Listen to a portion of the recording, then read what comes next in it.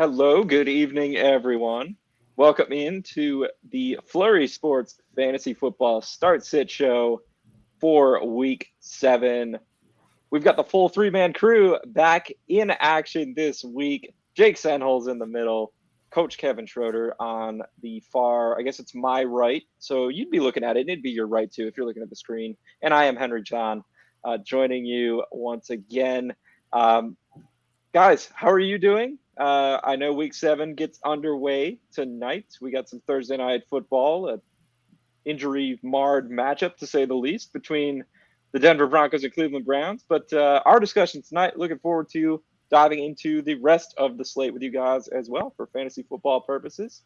Any shout-outs, any fun happenings on this Thursday before we get started? Well, first of all, I hate this spread. The Broncos getting 1.5 tonight against. I mean, the square choice. I feel like the square side and the easy side is the Broncos, right? I mean, the Browns have nobody. They're starting Case Keenum, who hasn't played since like the Miracle Minnesota game. I feel like maybe a couple snaps here and there, but I mean, it should be the Broncos, right? But they're getting 1.5, and like I don't know. I hate this spread. I hate this game, but I did take the Broncos. But as far as fantasy wise, I've been a little checked out because I have been working Thursday, Friday, Saturday the last few weeks, and haven't gotten to watch as much football as I wanted either. But my teams have been doing pretty well. One thing I did want to say right off the bat, Henry, you and I took each other on in 2 different leagues. And I won pretty handily in one, but the next one, you had Derrick Henry. Okay, I don't understand sleeper because you had Derrick Henry, I had the Bills defense. So everything Derrick Henry does good, it's negative for the Bills defense. And it was like the start of the third quarter, and you only had a 2% chance to win, but you were behind by 7 points with Derrick Henry. That made no sense to me. So like, he ended up getting in the end zone, pulled it within like 3, and sleepers percentages went from 2% to like 45% that you were going to win. And then, of course, he had a third touchdown, and you ended up, winning pretty easily. But that made 0 sense to me. I had the defense that you were playing against. You had probably the best running back in the league right now, and they were giving you a 2% chance with half the game to go. But whatever. Congratulations. We split the week, and I'm doing really well. And I'd say 5 out of my 7 fantasy leagues, I'm above 500. So undefeated in my family league as well, 6-0. Coach, how are you doing? This week, a lot of sits though, a lot of struggles because of bye weeks. I should say a lot of people having to sit, just unable to fill roster spots because the guys who are on the bench are too valuable. Like you can't really drop anybody, especially to pick up people that are out there. It's just not worth it. So in the fantasy league, I think I'm conceding this week. And there's a couple other ones that I just have like a spot or 2 that are just going to be open. Like I have no choice. Either I got guys on IR or like 5 guys on bye. So it is kind of a rough week for me this week. But yeah, Coach, how are you? So doing great. Fantasy wise, I'm sitting above 500 in all 5 of my leagues. And I've won a little bit in DFS the last couple of weeks. So that's been nice as well. My kind of my league of integrity, my college buddy league, I'm sitting on a 2-game skid, though I've lost 2 in a row, and it's kind of due to New York Giants wide receivers leaving early. 2 weeks ago being Kenny Golladay, and last week being Kadarius Toney. So even though I wrote up Sterling Shepard as a start this week and like him, he's actually not available in that league. But I'd be a little gun shy about playing him in that league. Well, I'm glad you've cashed. I'm glad you've cashed some DFS. I've put it on record before. I'm the worst DFS player in the world. A couple nights ago, Zach asked me for a recommendation for goalie for an NHL DFS lineup, and I gave him Mike Smith, who ended up giving up 6 goals and getting pulled, or I believe he gave up 5 goals before he got pulled. The team did get the win, but he didn't get any credit for it because he was sitting on the bench. Zach, the rest of his lineup killed it. And his goalie got, I believe it was like -5 or -6 points. So I kind of destroyed his chances for a cash there. So, again, I am the worst DFS player in the world. Zach, so maybe we fade your picks then for DFS then. I don't even claim to pretend I know anything about DFS. I'm trying to figure out NHL. Like, I'm really trying to figure it out. And I played goalie my whole life, so you would think. But Zach asked me, hey, give me a goalie who's going to win. I gave him Mike Smith. The Oilers did win, but with Mike Smith on the bench. So, well, you got the win then. But he got pulled, so he didn't get credit for it. Yeah, you give up 6 goals, you don't stick around for the full game, I guess. Not too often. I don't know. I feel like Jake might have sabotaged you on purpose, Zach. At any rate, let's get back to some football here. Enough with this hockey stuff. Coach, you teased Sterling Shepard, so we might as well start with the wide receiver article this week. We'll switch things up a little bit. I know normally it's RBs, but Sterling Shepard, you've got listed in the wide receiver start-sit column as a start. Hopefully Daniel Jones can throw the ball to his teammates this time around. That seemed to be an issue again last week, right when everyone was starting to get on the bandwagon. So that's good. There's more room for me on the bandwagon. I still think he's progressing. Still think he's going to be fine. He's a good quarterback. See y'all later. You also have Miami Dolphins receiver Jalen Waddle listed as a start. Talk to us a little bit about these two guys. We got a veteran and a rookie here.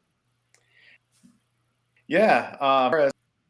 As Sterling Shepard, every game and finish this year, he's been targeted heavily. He's actually got a pretty nice floor going into this week. Looking here, 24.3 fantasy points the first week, 17.5 the second week, and 17.6 last week when he was back in the game. He missed a few weeks with injuries. As long as he's healthy out there, he's been targeted pretty heavily. I believe he had 10, 9, and 14 targets in his 3 starts and games he's finished this year. So even though the rest of the team might be banged up here, I think that benefits Sterling Shepard. And then as far as Jalen Waddle is concerned, he's way pretty regularly here. Last week he had 13 targets there. Turned that into 10 catches for 70 yards, 2 touchdowns. Got a nice matchup here against the Falcons. That game, when I was looking at it, I think that could turn into a sneaky shootout type game. I kind of like some pieces on both teams there, and I think I might actually put a DFS stack with that game in it, just because I think the Falcons and Dolphins defenses, especially look like the Dolphins are missing their top 2 corners too. They were last week anyway, and I'm not sure if they're going to be back. So I could see the Falcons putting up some points, and I think the Dolphins will have to try to keep with them. So while we're on this game, give me something positive about Devonta Parker. He's one of those guys that I had success with in fantasy like years ago, and just I always end up defaulting to him in really late rounds. So he's a guy that always hangs around my bench. And this week, I'm forced to start him in like 3 leagues. So give me some glimmer of hope here. I know he had 17.5 last week, but it was his first good, decent game even really this year. You got anything positive for me on Devonta Parker? I'm looking.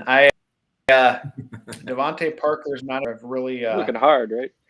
Yeah, he's not a guy I've got on any of my rosters here.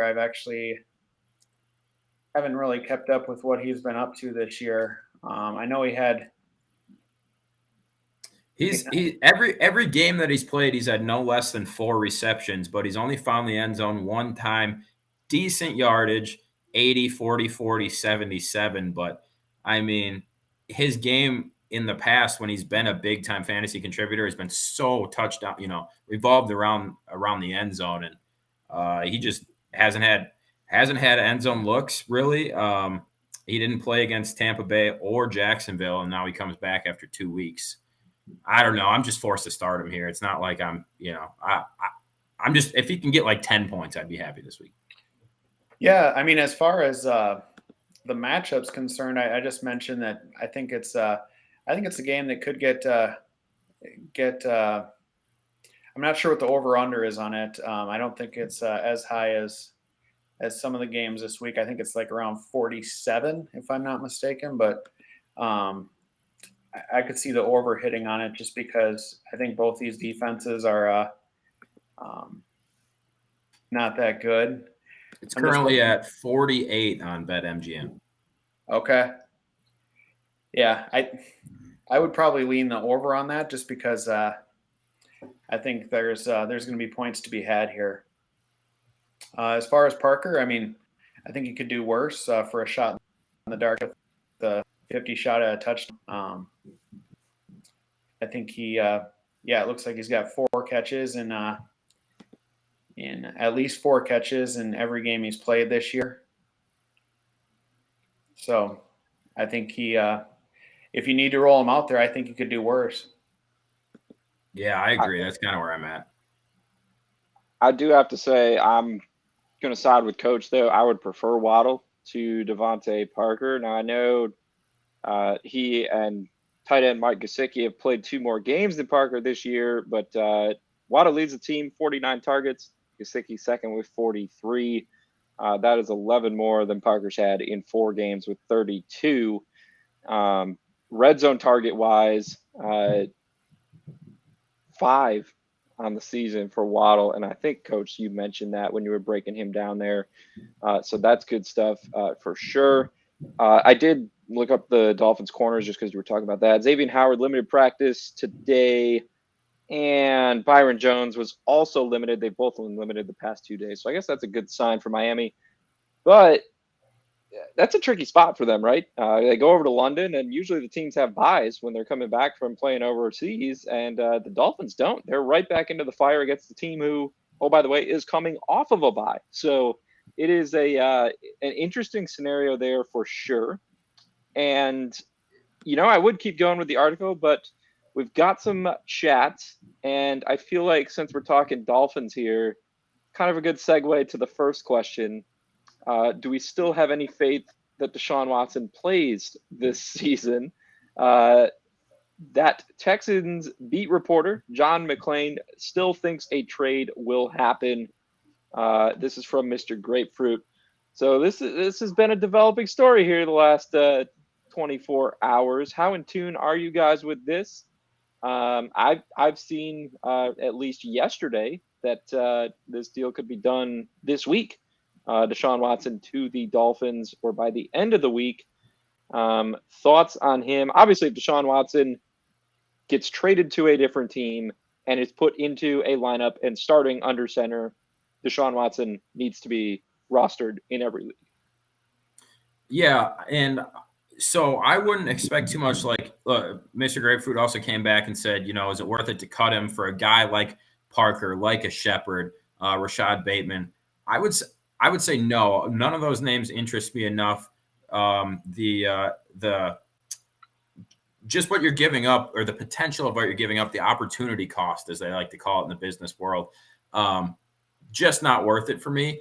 Even if Deshaun Watson takes 2 or 3 weeks to kind of get in the fold and really become the Deshaun Watson that we've seen, say he's ready to play at a high level by week 10. You could use them for that final playoff push. You could use them in the playoffs, whatever. I guarantee you, Devonta Parker, Sterling Shepard are not going to help you in weeks, 11 through 17, the same way that a Deshaun Watson will. So, I mean, yeah, if Antonio Brown doesn't play, it sucks. You might have to lose. You might have to concede this week. I'm in that same spot where I just straight up, I know going into this week, I'm going to lose two games, but it's for the better of the rest of the season. So Antonio Brown doesn't play.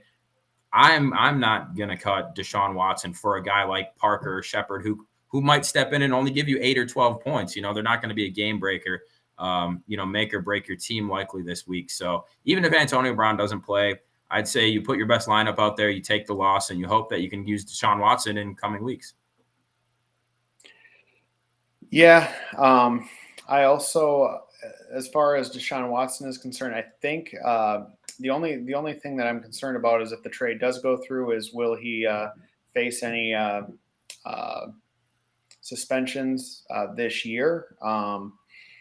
It seems like those sort of things are all across the board. You've got John Gruden basically was run out of town with a black bag over his head, and meanwhile you've got don't you think though, Coach, not to interrupt you, but don't you think the NFL would have already set that precedent? Like, we've seen that before where they suspend players that aren't on rosters or currently aren't playing, and it's like, hey, this guy's suspended for 4 games whenever he comes back. So don't you think the NFL would, or do you think that they're specifically waiting for him to be in a position where he can start and then they're going to levy some sort of punishment? I just feel like if they were going to, I don't know, it makes them kind of feel, at least to me, it makes the NFL seem silly or like lazy or lackadaisical, whatever, if they wait for him to be traded and then slap down like, oh, we're suspending Deshaun Watson for 6 games. Like you could have done that at any point since this news came out, and they have chosen not to. So I don't know. Do they let him just waltz out on the field after a trade? Maybe, maybe not. But I don't know. I'm curious of both your thoughts. Like, why has the NFL not levied some sort of punishment already? Yeah, and that's where it's that's where the NFL's been so inconsistent on things like that, as far as who gets what penalty and how long and when they get to serve that.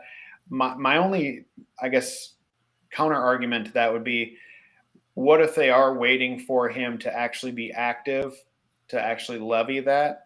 I agree. It doesn't make sense that they wouldn't have given some forewarning at this point, but I wonder if they're waiting for him to be active and then they're going to announce it. So I think they might feel it's a cop-out for him to serve those games when he's inactive. Well, right. That's what I feel like. I don't know if there's even a stipulation they could put on it, but like, he's on a roster right now, but he's not dressing. He's not anything. So like maybe they would come up with some sort of stipulation where it's like, yeah, he's on the active roster, but he's not actually serving a suspension right now. Like, until he's ready to go, eligible to play, and he's not a coach's, healthy scratch decision, then, but I totally understand. Like, I'm not going to sit here and be like, well, the NFL wouldn't do this or wouldn't do that, because we all know that's like the NFL does literally whatever it wants, and it doesn't have to answer to anybody or make any sense. But I also think it'd be kind of a dick move on the NFL just to screw over the, like if the Dolphins give up whatever they're going to give up for him with no indications that he's going to have to sit, and then he shows up in Miami and they're like, well, he's ineligible for the next 16 games or whatever it may be, even 6 games, 5 games. Like, at this point, they're 1-5. We're already 7 weeks into the season. Like, I feel like the NFL is in a position where they should, just from a moral standpoint, be like, hey, if you're going to trade for this guy, you should know he's not going to be allowed to play.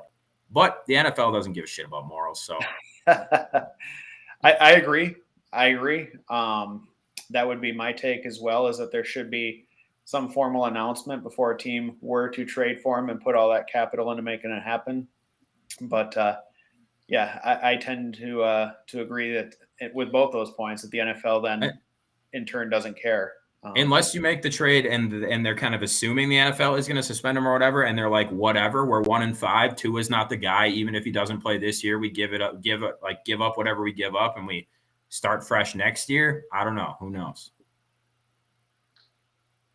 The only thing I'll say is Watson hasn't been convicted of anything yet, and we still don't even know that any of the alleged crimes actually took place. 100%. I'm also in that. I'm in that boat as well. 100% innocent until proven guilty for me, regardless. But there's a lot of shady business going on here, and the fact that they didn't take a settlement, like I've said this on shows in the past, I kind of have my beliefs about what did or maybe did not, is the better way to say it, happen, and we'll see what goes down. But so dynasty wise, I am thrilled because I have Watson on 3 dynasty teams, 3 of my 4. So if he gets traded, I will happily plug him in there. Let's keep going here. We've got some more questions in the chat, boys. Week 7 starts at Melvin Gordon playing tonight for the Broncos against the Cleveland Browns, or Devontae Booker for the Giants. Bossman Fat needs an RB2 this week. Now, Booker, obviously his fantasy value tied up in Saquon Barkley's availability, which does not look good for this week. He hasn't practiced. That ankle, when he sprained it, it didn't look like something he'd be back out on the field in 2 weeks' time with. I'm wondering if the Giants maybe underestimated that injury, the severity a little bit. So I'm going to go out on a limb and say Booker's the starting running back for them. Panthers run defense quietly not great now that they've stepped up in competition. I was looking at adjusted defensive numbers today. The Panthers only 18th against the run. So it gets me a little excited for Booker there. However, the weather in Cleveland tonight is not supposed to be great. I think it is a run-heavy defensive slugfest type of game. That being said, the Browns, one of the better run defenses in the NFL. And when it comes to fantasy points allowed, they give up the second fewest, just 16.87 PPR points. Obviously, Gordon's in a split there with Devonta Williams. So unless Saquon Barkley has a miracle and his ankle's normal size, I would have to go Booker there, honestly. I'm not high on tonight's game for fantasy purposes at all, if I'm being honest. The running back position has been a tough go all season long. I mean, unless you got a few of those top guys. I mean, Melvin Gordon has not stood out fantasy wise. Barely squeaked out 3 out of 7, even just double-digit points. Last week he had 10.3, but before that, in the previous 6 weeks, he only had 2 games where he had double-digit points. Somehow he's the 19th ranked fantasy back in the whole league, and this dude's scoring 8.9, 8.7, 6.3. Running back has been tough sledding this year. I personally am forced into starting Melvin Gordon in a couple leagues here, and his numbers have been pretty good. Devontae Booker, I'm speaking about, his numbers have been pretty good the last couple weeks. But I don't know. This is really tough. I don't have a strong opinion either way.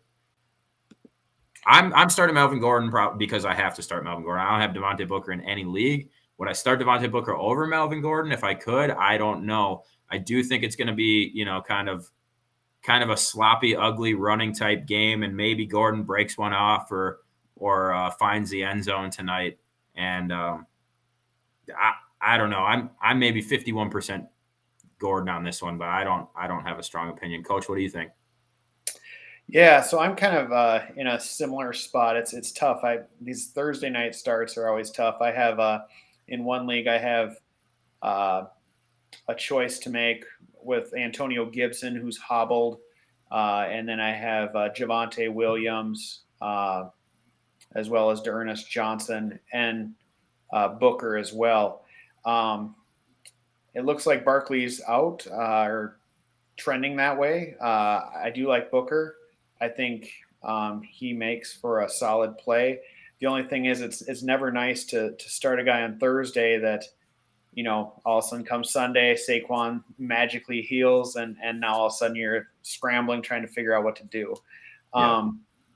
However, I prefer Booker. I think the matchup is better. I think tonight is going to be a low-scoring affair. I think it's going to be just between the splits between Gordon and Williams. That has me off from where it's Booker's backfield. It will be him as long as Saquon doesn't play. Volume is king. I would take Booker there for between the two. Yeah, and like you said, Coach, all signs point to Barkley being out last week in a blowout, so the numbers probably got skewed a little bit in garbage time down the stretch. Booker's still on the field for over 71% of the Giants' offensive snaps. Elijah Penny, the only other running back used, he played just 20%. And, of course, Vulture a touchdown on the stretch for those who started Booker last week. But in terms of volume, in terms of opportunity, so long as Barkley's out, he's definitely the way to go there for me. It's just, are you willing to take that risk? And right now, based on the news we have, that's a risk worth taking. It's crazy to me how much more dependable and reliable, health-wise, Derrick Henry has been than anybody else at the top. Aaron Jones actually has been he's been very, very healthy over his career. But, I mean, you start looking at other guys towards the top there, your McCaffreys, your Saquons, Dalvin Cook. I mean, you're getting these guys, if you're lucky, for 66% of the fantasy season, maybe. It stinks. Derrick Henry has solidified himself as he should have been the number one guy picked in every fantasy draft for the last 3 years because he plays. Yeah, don't come at me with Derrick Henry's not worth it in PPR. Still thankful to my 16-teamer that let me draft him at number 11 overall. Derek Carr or Teddy Bridgewater. Bridgewater is playing tonight, obviously, with the Broncos against the Browns. Bad weather game. Bridgewater hobbled coming into this one as well, but dealing with an injury. Now he is going to play, but does that flare up on him in the game? Don't know. Derek Carr and the Raiders beat up on Bridgewater and the Broncos last week. Surprising result there. They're taking on the Eagles, and based on the Eagles' secondary defensively, I would have to go Carr there, adding in the bad weather for tonight's game expected in Cleveland, and Teddy Bridgewater suffering with the injury, potentially hindering him there a bit. Any major rebuttal from either of you on the quarterback question? I tend to believe in Teddy Bridgewater to cover the spread, but I don't necessarily believe in him week in and week out to be a great fantasy option. Derek Carr, seems to be playing really well. I'm in a spot right now I was actually going to bring up to you guys. I got two choices, Taylor Heinecke or Teddy Bridgewater. I'm leaning Taylor Heinecke just because he's got that unknown factor, that it factor kind of. He can maybe rush for one, whereas Bridgewater, especially hobbled, I think is going to try and stay as safe in the pocket as he possibly can. I don't know. My gut says Derek Carr. He's been playing well, and this is an awkward Thursday night matchup against a Browns team who's really going to need their defense to play at a high level tonight in order to stand a chance in this game. I'm probably fading Bridgewater in this one and taking Carr just off principle. I would side with both Carr and with Heinecke over Bridgewater. Bridgewater dinged up. I think tonight's going to be a sloppy affair. And Carr's been pretty solid here. He had a couple down weeks, but he put up numbers last week against Denver. Matchup's easier this week for him. And then as far as Heinecke is concerned, the Packers secondary is not quite as strong as it would be with Jair Alexander out there. And I think that we might have – we gave up Justin Fields' as only productive fantasy day yet this year last week. And if he had any sort of passing chops, he probably would have done much better against us. So I would lean both Carr and Heinecke and leave Bridgewater on the bench. It's a big week for quarterbacks kind of in that range because there's a couple big names on bye week this week. Not Matthew Stafford, Justin Herbert on bye week, Josh Allen on bye week. A couple of guys who you might have only even had one quarterback on your bench because it's like, I'm going to start these guys every single week. So why even carry a backup? So a lot of decisions there at the top of the waiver wire quarterback wise. And I think all three of those guys fit right into that category. Yeah. 6 teams on bye to your point, Jake. So potentially some streamers going on at that position. Shout out Mr. Grapefruit. It was very funny to see Melvin Gordon bury Kyle Yates on Twitter, but I'm going to be a polite industry person and not go too far into that. Let's keep going here with the questions. Isaiah Rose, guys, wants to know Odell Beckham Jr. Or Devonta Smith. So again, concerning the same 2 games from the last question here, tonight's game, which I think all 3 of us are trending towards, it's pretty much a stay away for fantasy unless we're talking maybe like a Cortland Sutton or, if you're sitting there in that position. Devonta Smith and the Eagles going up against the Raiders. Speaking of bad secondaries in that game, it wouldn't surprise me to see a hefty amount of points put up between Philly and Las Vegas combined. Smith's the play for me. I can't trust Odell, bad matchup or not right now. Well, in Case Keenum throwing him the ball, right? Like I said at the top of the show, Actually, I don't even know if we were on air or if I was just talking, but like Case Keenum hasn't thrown a meaningful ball since that miracle win against the Saints in, what was that, 2018, 17? I think it was 18. But I don't know. Case Keenum always comes in and plays well. It's not like he's the worst quarterback ever, but OBJ he's been less than fantastic even with Baker. Now maybe something changed.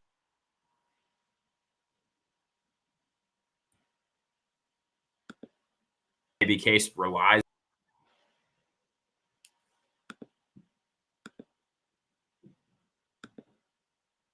a little more on OBJ, especially. I think we're losing Jake. I think it's you, Jake. Just to follow up on Beckham quick, he was only on the field for 54.2% of the Browns' offensive snaps last week versus 98% of the Eagles' snaps for Devonta Smith. Coach, this really is kind of a no-brainer for me. Do you have any rebuttal against Smith? I would also roll Smith out there. I think that game probably will get more high scoring than the one tonight. I could see that one going back and forth a little bit.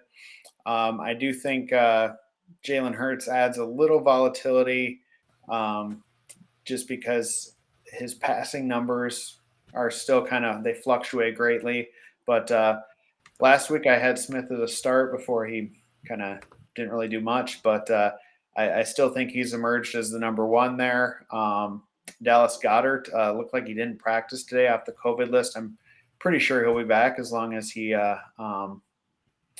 practices by Friday. You might want to check on that, but I would still start Smith over OBJ tonight. I don't trust OBJ at this point, and would prefer to not start him unless I absolutely had to. Yeah. So we got more questions here concerning this Thursday nighter, which the three of us have not really wanted to start anyone from this game in the questions we've gotten so far. Lucius Varenis 44, thank you for checking in. He's got a couple for us, guys. First, we want to start Julio Jones, Odell Beckham, or Russell Gage. With injuries, he's not even sure, obviously, if Julio is going to play. Julio did, I believe, practice in a limited fashion today along with A.J. Brown, so I would say that is a positive sign. As far as him, I want nothing to do with Beckham here, so I would let this roll, personally, into Sunday. And, if Julio is out, I guess that means I'm left with Russell Gage, but I feel like you can't beat a matchup with the Chiefs defense there. So, Coach, any thoughts on that? And Lucius's other question, we'll knock them both out here. Brandon Cooks or Jarvis Landry? Brandon Cooks and the Texans are taking on the Arizona Cardinals. Massive point spread on that game. And, of course, this is Jarvis Landry's return from IR tonight. Yeah, so I would echo your thoughts on I would sit OBJ and wait and see if Julio's active and go with either he or Gage on Sunday. I think that's that would be the better play there. And then as far as what was your other question? Sorry, Brandon Cooks with Houston on Sunday or Jarvis Landry tonight? My initial thought would be Cooks. Between the two, Landry coming back from an injury. We don't know how much he's going to get targeted as far as by Case Keenum. We've already kind of mentioned tonight's a game to kind of shy away from. Texans play the Cardinals this week, so they're going to have to be passing.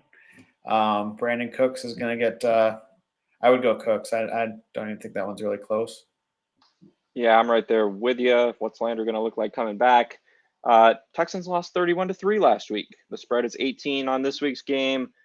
Brandon Cooks still had 9 catches, 89 yards last week. He has got a pretty stable floor there. And when they're trailing in games here, garbage time, Davis Mills has no choice but to throw. I know it's terrible. It's ugly watch, but Cooks pretty safely there for me. Let's see here. We've got Nima. Should I start Ernest Johnson tonight or Miles Sanders with the Eagles against the Raiders? this one's a little tougher because that Eagles backfield has been rough for fantasy purposes. However, I know everyone flocked to Dernis Johnson on waivers this week, Coach, with both Nick Chubb and Kareem Hunt out. I think tonight is a rebound game for the Broncos. And, I seem to recall a time last year when both Nick Chubb and Kareem Hunt were out, and Ernest Johnson just didn't do anything. So, I don't know. I guess I'm not as excited about him as everyone else. So I'm actually looking to see what his game log looked like last year while we're talking here. I guess my initial thought would be I'm not typically a big Miles Sanders guy. But the Ernest Johnson, another thing that concerns me is I don't know what kind of workload we're going to see tonight too between him and Felton. Mm-hmm. I think we do know for better or worse what Miles Sanders' workload looks like. And I'm just Sanders 82% of snaps last week against the Bucks. Majority of those were passing downs, obviously, as the Eagles trailed the entire game. That was a bit larger disparity as Kenneth Gainwell only played 24% of snaps in that one. Didn't Gainwell get hurt or something, though? I can't remember. That's not important. Yeah. I think you're right. Yeah. I'm looking at just pulled up Dernis Johnson's game log from last year, and he was used pretty sparingly most weeks. He did, however, start on October 4th last year against Dallas. He did play. It was his biggest workload. He had 13 carries for 95 yards. So he had 7.3 yards a carry average. So that was his probably the game that you're referring to. So that, I'd take 7.3 yards a carry. That's pretty solid. Now, the Broncos run defense is pretty tough here too. Boy, I think I would lean Sanders of those two. I think that would be probably the safer play. Yeah, I'm with you. Gainwell actually did not get hurt last Thursday night. Only played 23% of the snaps and pretty much in a non-existent usage role. So everyone thought, it's going to be an even split. Gainwell potentially going to take over. Sanders has taken back control of that Philly backfield. Gainwell's unstartable right now, and I know Jalen Hurts kind of caps the upside of whoever's playing the lead RB role there in Philadelphia. But Sanders obviously can catch passes as well, assuming it's a PPR league. I like him a lot better there. And like you said, we don't know how the Browns are going to divvy things up tonight either. So just kind of sour on Ernest Johnson. I'm sour on tonight's game. I don't want to start anyone. I hate that I have to start Cortland Sutton in a couple leagues, and I'm really tempted to pull him out of one of them there at the last minute. At any rate, Bo Pucks on Twitch, thank you for checking in. He needs to start two of these here. Tim Patrick, well, he plays tonight, so I guess I'm not going to say him. Maybe Coach will. AJ Green, Alex Collins, who is questionable still. Khalil Herbert, and Jamal Williams. We need to start two in a couple of flex spots here. Oh, man. I can get behind AJ Green against the Texans. However, if that game's a blowout, how much passing are the Cardinals doing? Alex Collins, if he plays, I would start him. Khalil Herbert and the Bears are taking on that Bucs run defense that allows all of 54 yards on the ground per game. That's like 20 fewer than any other team. And then Jamal Williams and the Lions, man, that Lions offense is not a pretty sight right now. And they have a tough matchup as well against the Rams. kind of an ugly one here, Coach. Do you have any initial leans? Maybe if we can knock one out and narrow it down? Yeah. So I guess a problem that I have with Alex Collins is that he plays on Monday night. Yes. And unless you have Rashard Penny and are willing to play the waiting game, you're not going to know if he's active possibly on Sunday.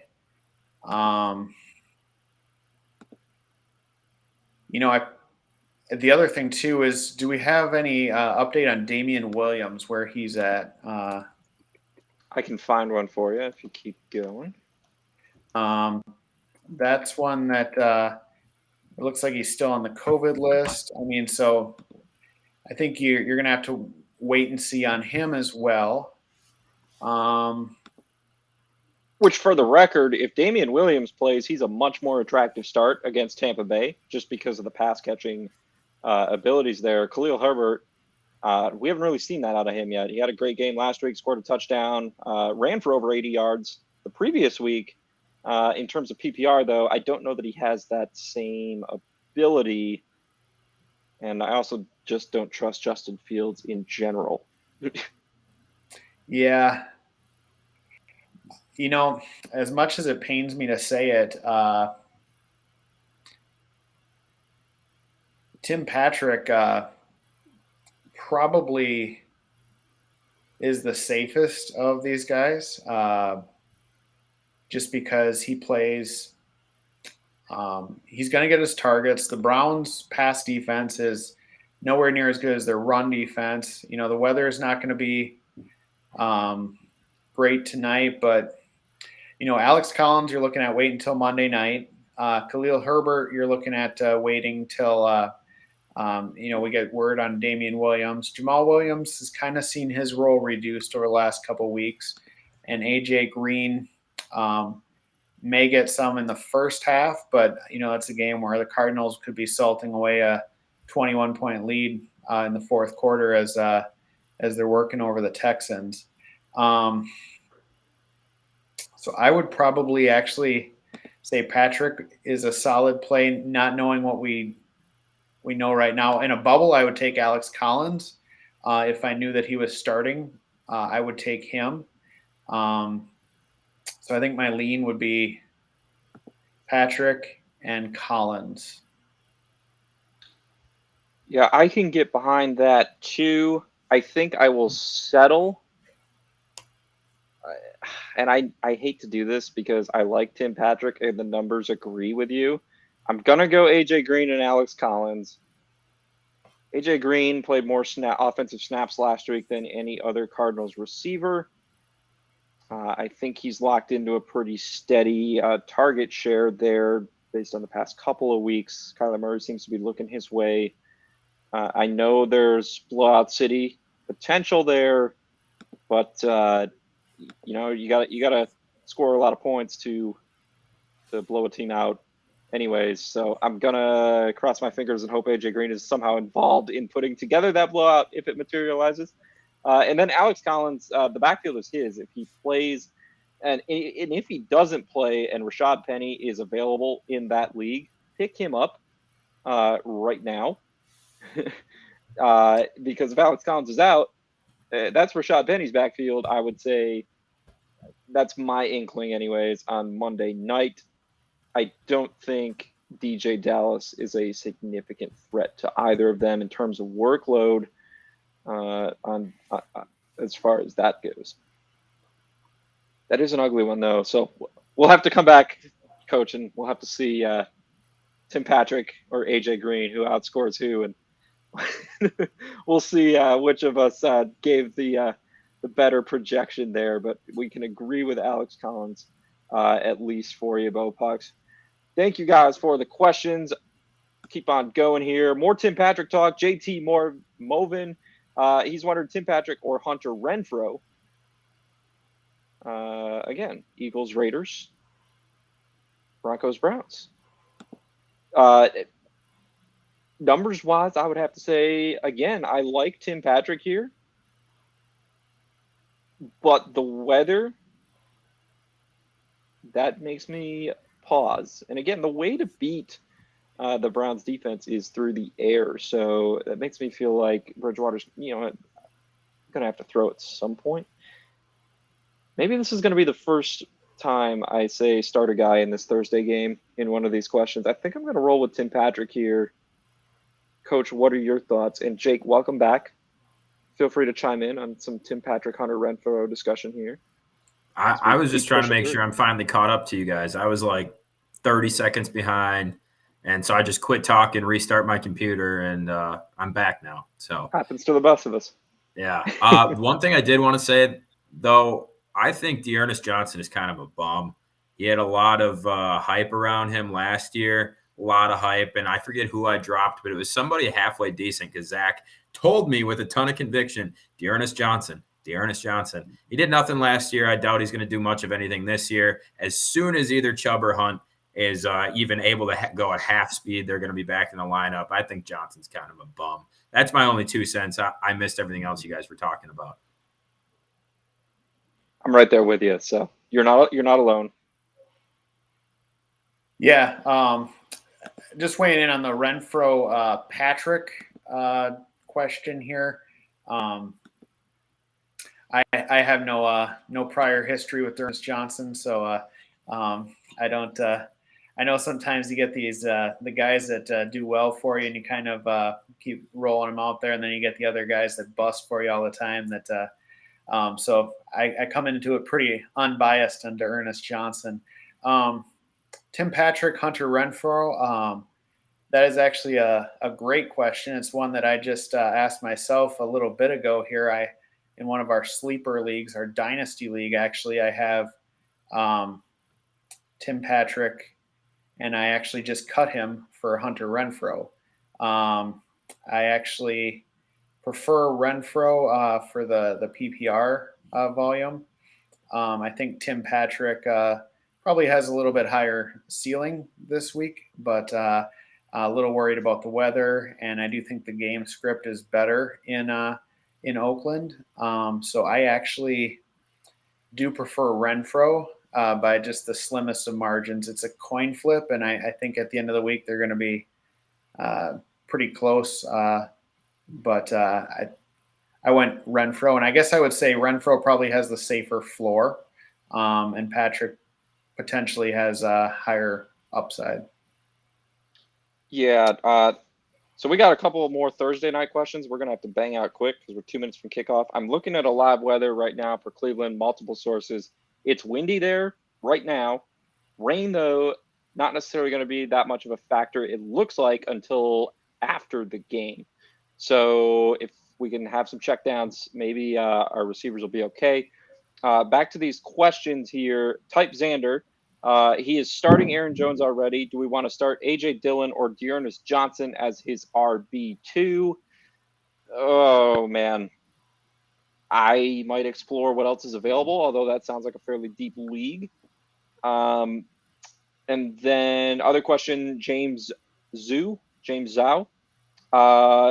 Start 2 of Devonta Williams, Mike Davis, and Cordero Patterson. So both situations, we got 2 backs on the same team versus a running back in tonight's game where timeshares are a concern. Overall offensive production is a concern. James, for yours, I think I'm pretty comfortable going Mike Davis and Patterson there, given Atlanta plays the Dolphins. Type Xander, for yours, I'm going to turn it over to Coach and Jake to hopefully help you out here quick before Thursday night kicks off. Yeah, I would second your thoughts, Davis and Patterson for me, and I would go to Ernest Johnson over Dillon. Okay. Let's not overlook the fact, Cordero Patterson, the third ranked running back fantasy-wise this year. Third. You're starting him. It's simple as that. As far as the other 2, yeah, I agree with both of you. Perfect. Rob Don, sorry we skipped over you. Didn't miss your question. Just wanted to get the Thursday Nighters out of the way. Rob Don is wondering about another interesting running back situation here, fellas. Jamal Williams, obviously the Lions against the Rams. DJ Dallas with Seattle against New Orleans. We've talked about the health of Alex Collins. I personally believe Collins is in there. He's the guy. If Collins is not in there, Rashad Penny's the guy. So I would explore if adding Rashad Penny is still an option for you, because he looks like he's trending to come off IR this week for the Seahawks. Jamal Williams, Coach, you said it. His role has declined there in Detroit. It seemed like it was a backfield in which both he and Swift had a little value early on. This past week, Swift played over 77% of snaps. Williams on the field for just over 30%. Don't know that I love the situation either way. Any leans, thoughts from you both? Yeah. I mean, DeAndre Swift has been really good. And Jamal Williams played, like you said, obviously snap count shows that he played a lot more at the beginning of the season. I think Swift has really come into his own, really found that leading role, and is the most dominant player on the Lions right now. So I don't love for starting Jamal Williams unless you absolutely have to. Yeah, if you're forced to choose between Jamal Williams or DJ Dallas, I would go Jamal Williams. But I would also be checking the waiver wires because I think you might be able to find something else that might be better than both, depending on how deep your league is. I feel like it's a hot week for the waiver wire, like a heavy waiver wire week. Yeah, 100%. And I agree with you, Coach. Check and see what else is out there. If Rashad Penny is out there, like I say, I would probably roster him over DJ Dallas and take my chances that he's available should Alex Collins miss. And if Alex Collins is out there, Rashad Penny necessarily could maybe have some production as the second back there this week in a PPR league too. So wouldn't rule that option out. We got one more question before we're caught up here, and then we can take any more questions you guys have. We'll probably go, I don't know, another 10 minutes. Sound good to you guys? And if you have any more questions for the weekend, Sunday, Monday games, drop them in the chat. Otherwise, we'll dive back into Coach's articles and talk about some of those names before we wrap things up. But the last one here to catch us up, are we starting Deebo Samuel? 49ers play the Indianapolis Colts on Sunday Night Football this week. Samuel only caught 3 of 9 targets the last time the Niners played a game, which was 2 weeks ago against the Cardinals. They were on bye last week. However, Trey Lance was the quarterback in that game. All signs point to Jimmy Garoppolo being back under center for San Fran this weekend. Yes, I am starting Deebo Samuel if I own Deebo Samuel. Yeah, me too. I mean, yeah, I don't have to think too hard about that one, really. It's obviously, I honestly think he takes a bit of a step back with Trey Lance under center until they really start to figure things out and he proves he can be accurate with the ball more than a couple times a game. You're also going to get some, opportunities. Instead of Garoppolo passing the ball, Trey Lance might look to run it here early in his first few weeks as a starter. But I like Deebo as a starter pretty much week in and week out. And I agree. I think Deebo's target share is right up there with the league leaders. I would say it's at least top 10, I think, without looking right now. But I think you start him every week. Yeah, 100%. So there you go, young D. Jake, I have a question for you now, Coach. You're not allowed to answer because you already know where this is going as soon as you hear it. Jake, would you like to guess which NFL defense that is active this week has given up the fewest PPR fantasy points to opposing wide receivers? To opposing wide receivers. Yes, this take a week. guess. Oh boy, I honestly don't even have I don't know. I don't have any foundation even to make a guess. Somebody that you're not expecting. Somebody that you're not expecting, obviously, the way I that you're expect framing it. it.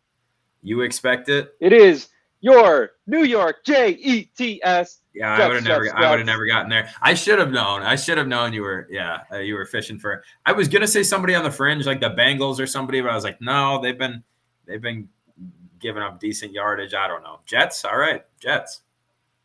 Bryce Hall, we got some young corners, man. We are coming. It's a process. Trust it. Jets made coach's wide receiver start sit column this week, and that is where I got that lovely stat from that I just stumped Jake with. Because coach is recommending to sit all Patriots receivers against my New York Jets on Sunday. I think all three of us will sit here and say we think New England's going to win the game, but we're iffy on fantasy production for the likes of, say, Jacoby Myers, probably most prominent, but also like a Kendrick Bourne, Nelson Aguilar for those in deeper leagues as well. Talk to us a little more about this call, which I am on board with in my heart, coach, for sure. Well, Mac Jones also might be, people might be in a position where it's like you got a choice between two or three guys. I'm sure Mac Jones right in that mix. Yeah, as Henry alluded to, and actually I was as I was writing this, I knew that you would like that little nugget about the Jets. They've actually only given up 630 yards receiving at this point and 2 touchdowns to opposing wide receivers. We've already had a game between these two this year, and in that last game on September 19th, Jacoby Myers had 4 receptions, 38 yards. Nelson Aguilar 3 for 21, and Kendrick Bourne had 2 for 10. If Mac Jones gets there this week, it's not with his wide receivers. I would leave all of those on your bench. I wouldn't even consider those guys even in wide receiver, 3 deep wide receiver league, unless you're absolutely decimated by injuries and buys. But I think you're looking at Hunter Henry emerging a little bit more there. I think I love that. Yeah, and I think we're going to see their running backs. I think we're going to see Damian Harris, maybe even Ramondre Stevenson, a little bit more of him this week, possibly too, and Bolden. So I don't want any part of the Patriots passing game, and then also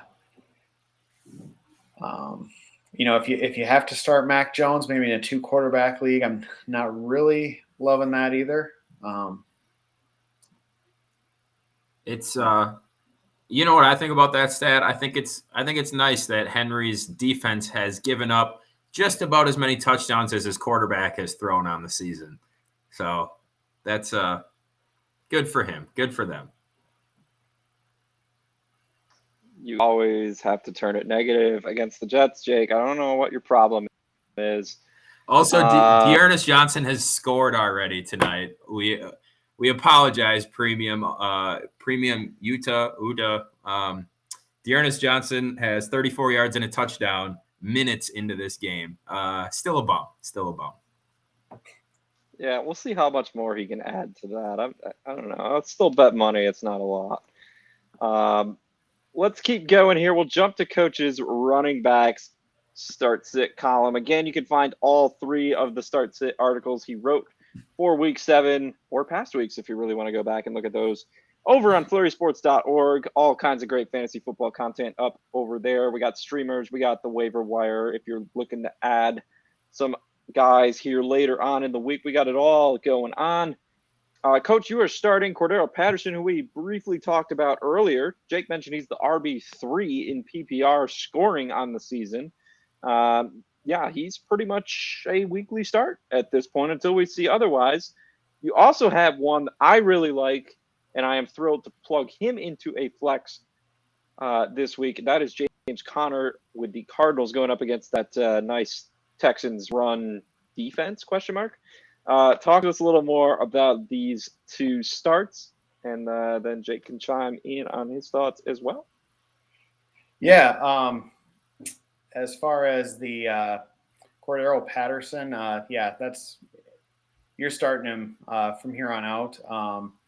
And then as far as Mike Davis, he's a decent flex, possibly even an RB2 this week with all the buys. He's still getting his 12 to 14 touches. So the Dolphins can be had on the ground, and so I would look for both those guys to be starters this week. And then the Texans are giving up 25.5 fantasy points per game to opposing running backs. They're 18-point dogs this week. I think you're going to see a lot of both Chase and I think you're going to see James Conner in the second half too, as they're icing this game away. Both running backs make for solid starts this week. I think they're both Chase is probably on the RB1 radar, and Conner is more of the RB2. Yeah, James Conner is a name that I'm going after this week in the Pirate League. But just taking a look at Patterson's upcoming games, like he plays Miami this week. It's not super favorable down the stretch, but he's also done it against some defenses that were supposed to be good early in the season. Obviously, we know Washington's been struggling, but he put up 42.4 points against Washington. Giants don't have the worst defense in the world. Tampa Bay, 20-plus points on each one of those. So, you're facing your Carolinas, Dallas, Tampa Bay again down the stretch, but you also got teams like Miami, like Detroit, even New Orleans. So I think Patterson, like you said, Coach, is plug and play until he has multiple disappointing weeks in a row at least. I would say I pretty much concur with that. Interesting, last week, James Conner, 54.7% of the Cardinals' offensive snaps he was on the field. Majority of those were run.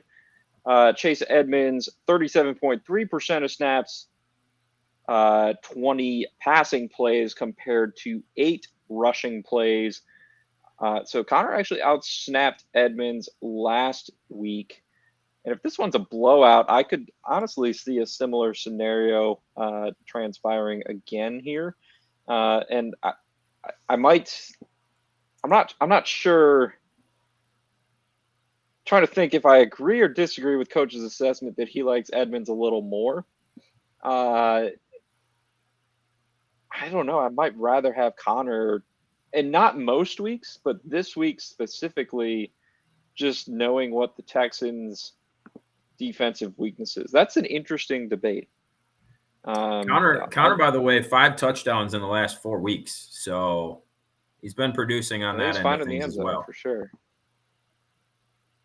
And I think there's something to that. I think maybe Chase Edmonds becomes more valuable in games where the Cardinals are behind, and Conner is probably more valuable in games where they're ahead, just because of kind of their running style and how they're used. So I could see definitely a case for making Conner a higher start than Edmonds this week. Yeah, I'm excited to see how that backfield continues to take shape for sure. A couple guys who might be involved in trade discussions in a lot of leagues as we progress through the season. Coach, back to the running backs article in the sit section.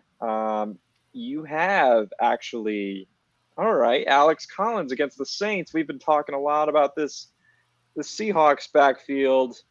And he does come in with the hip injury here, so active or not, it looks like you would avoid to stay away from him.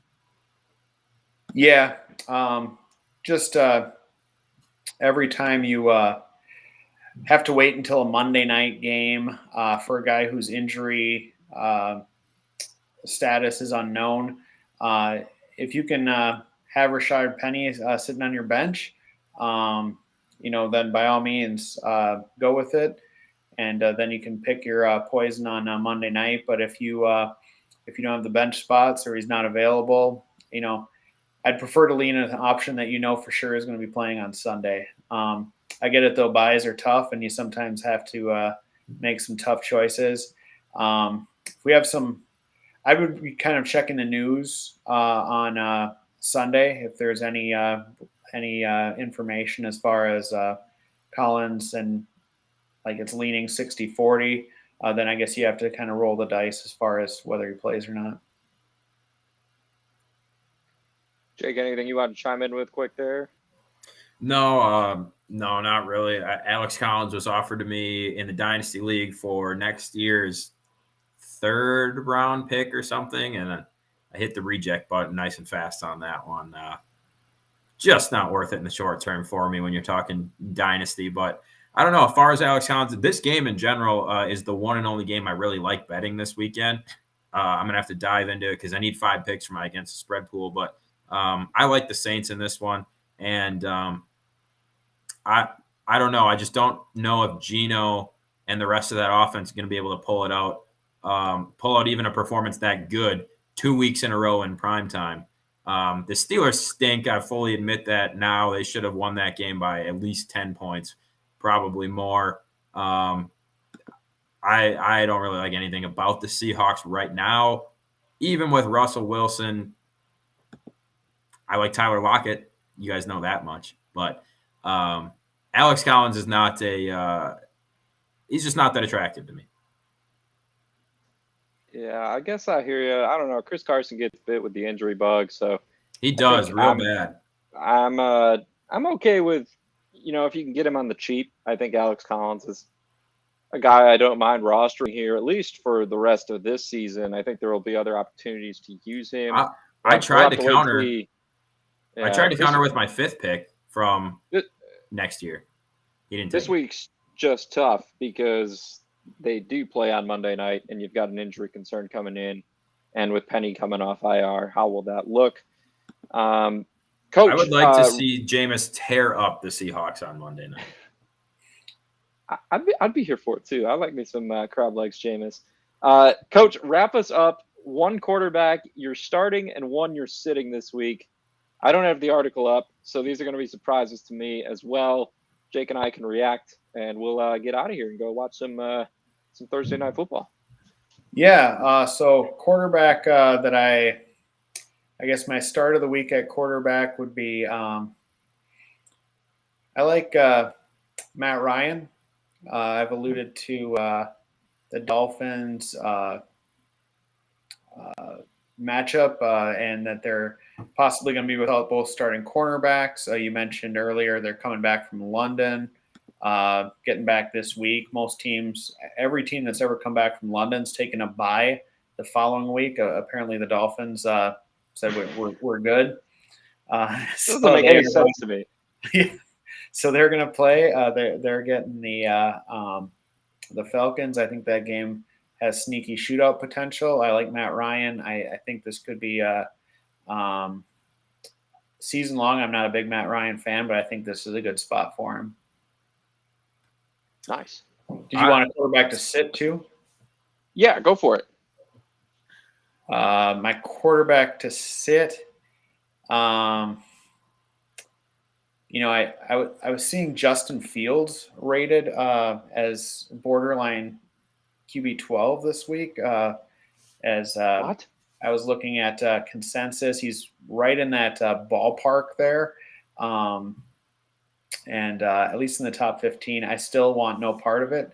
He's aside from last week against a bang-up Packers secondary where he was, I think he finished QB 18 last week. He's been 31st or below in all of his other starts. Wow. Tampa Bay is going to make him throw, and I don't think the results are going to be pretty. I think this game's going to get pretty lopsided. So hard to argue with that, but the one thing that I do have on Matt Ryan, again, when you look at Cordero Patterson, he's the 3rd ranked running back because that's his official position, but he's got over 100 more passing yards and 3 more passing touchdown receptions rather on the season than he does when you compare to his rushing stats. Obviously, all those points get attributed to Matt Ryan as well. So if you love Cordero Patterson, you love what he's done this year. He's been even more successful in the receiving game than the rushing game. And obviously that goes hand in hand with Matt Ryan. So I like him as well. Yeah, I like Matt Ryan in that game. I would much rather start Matt Ryan this week, and Tua Tagovailoa for that matter, than Justin Fields. Fields has made 4 starts so far, guys. He's only eclipsed 200 yards pass once. Barely did it in that game, and I'm not sure he's faced a defense as solid as the Bucs defense he will take on this Sunday. I'm just looking at other quarterbacks I'd rather have over Fields this week. That blows my mind. Coach, you're saying he's like fringe QB 12 to 15 range. I would rather start Winston for sure, Carson Wentz, Joe Burrow against Baltimore. That matchup doesn't necessarily scare me like it might have if the Ravens defense was healthy. Daniel Jones. I'd probably take Mac Jones even. We were talking about him against the Jets. I would probably go that route over Justin Fields. Not probably, I definitely would. And I wouldn't necessarily really feel that bad about it. Jared Goff might be a cutoff for me, just knowing he takes on the Rams. But yeah, the double revenge game. Yeah. I'd love to see Jared Goff go get some revenge, don't get me wrong, but he still hasn't won without Sean McVay. So no. That blows my mind, though, that Fields is ranked so high. So good stuff in the articles. We do have some chats to wrap up here. Spencer would like everyone to congratulate me on my fantasy loss this week. No one's going to congratulate me on that because I'm not going to lose when James Conner is my flex against you, Spencer. So sit down. Recon XB, he started Ernest Johnson tonight, and it is going well for him right now, despite everything we said on the show. Good stuff. Hopefully Johnson it continues. Up to 10.4 points on the night. Hey, if you got him in your lineup, we'll pull for him, whether we said start him or not. And Scooby Taylor, one last question to wrap us up for tonight. Trade talk now. Should he trade away Antonio Gibson and Cooper Kupp for Aaron Jones, Marquis Brown, and Clyde Edwards-Helaire? This is a PPR league. Clyde Edwards-Helaire is on IR right now, but he will be back. And you're getting a 3 for 2 there. Antonio Gibson dealing with some injuries of his own. That's been a great start to the season for him. Cooper Kupp's been phenomenal, but Cooper Kupp will have a tough time maintaining that sort of production. I take this trade in a heartbeat. What say you two? Yeah, usually I'm just hesitant. Like, you know me, I'm always shooting down trades here, all the time. But this one, look, I love Aaron Jones. His touchdown production has actually been disappointing compared to what I thought it would be. He had that one monster night with 4 tutties. Otherwise, it's been difficult for him to get in the end zone. I think that picks up as the season goes on. I need him and Adams both to get in the end zone a lot more the rest of the season. I got a decent amount of money riding on them combining for over 24.5 touchdowns. Not looking awesome third of the way through the season, but I think that starts to pick up. Marquis Brown, look, I mean, he could have 3 more touchdowns on the season if he could catch the ball. So that's going to be that's on him. I mean, he's open all the time. The Ravens try and get him the ball. He just drops it a lot. But it's not like Marquis Brown doesn't have the opportunity. And then, like you said, when Edwards-Helaire comes back, I think he's going to get his he was looking good in the first couple weeks as well. Cooper Kupp, if you had him, if you were able to use him when he was the number 1 fantasy scorer for these first bunch of weeks, and you can get this kind of return for him, I would say sure, especially when the other guy you got to give away is Gibson, who's essentially been matched by J.D. McKissick, the longtime journeyman, who's finally found a home in Washington. But it's not like Gibson's blowing you away, and Cooper Kupp, it's going to be hard to top what he's done through the first, or what he did through the first 5 weeks. So I'm with Henry. I'd pull the trigger on this trade. Yeah, I also would pull the trigger on this.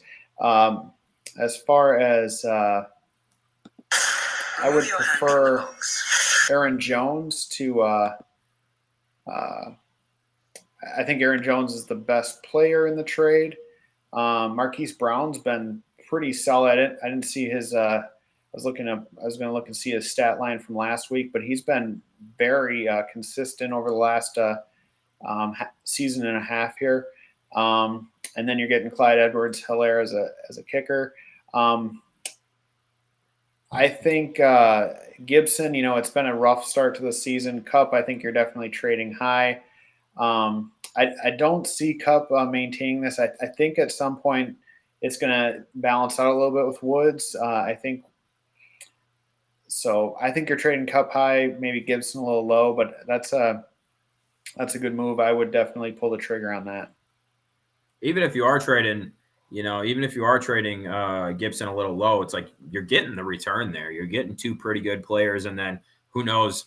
Edwards-Helaire could have a monster ceiling, or he could just be average. But Aaron Jones definitely the best player, and I think the player with the most potential moving forward throughout the duration of the season.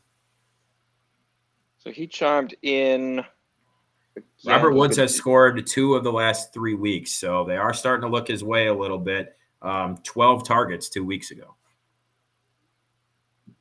Yeah, so Scooby Taylor chimed back in the chat. He could do that trade, or he could trade away Nick Chubb and DJ Moore for Aaron Jones, and I'm going to assume A.J. Brown, and he's debating which one to choose right now.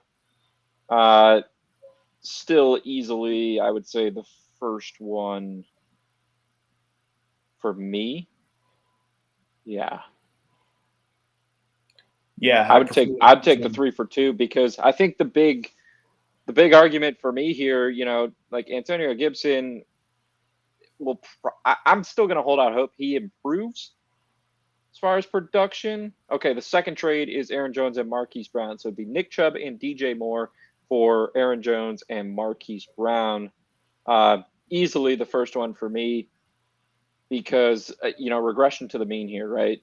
Cooper Kupp is not going to sustain 35 or whatever points per week.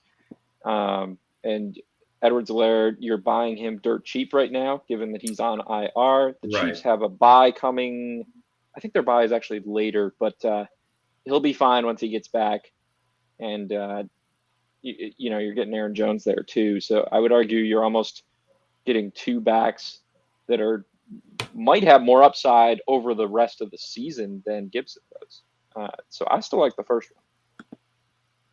Yeah, for sure. I'd rather have that running back group on my bench getting rid of Gibson rather than getting rid of Chubb holding on to Gibson. Yep. And I like DJ Moore too, so I would prefer to keep him. I think he's and I prefer Chubb probably to anyone but Aaron Jones in all those trade scenarios. So I would count me in on the first one as well. Perfect. So we end the night with a unanimous consensus on a trade. I love it, guys.